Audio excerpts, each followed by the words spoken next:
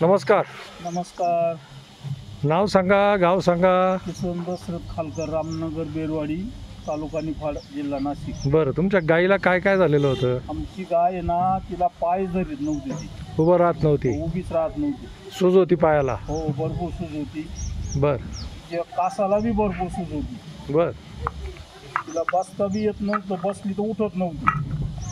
डॉक्टरला भरपूर खर्च केला. तिला जवळजवळ 7-8 दिवस कोर्स केला डॉक्टरचा, त्याच्यातून काही फरक झाला नाही. तिची घाण पिशवी साफ नव्हती.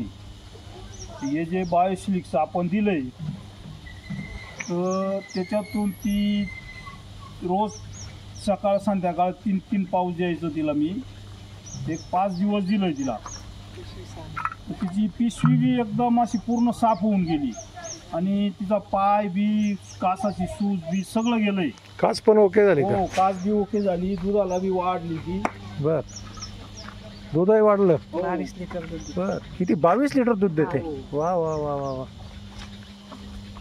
मग आता काही समस्या नाही राहिली का गायची? काहीच नाही आता तिचे एकदम चारा व्यवस्थित खाती. आता कुठलंच काही नाही. म्हणजे मग कुठलाही आजार, काही प्रॉब्लेम जर झाला गायांना तर त्याच्यावरती औषध काम करेल का?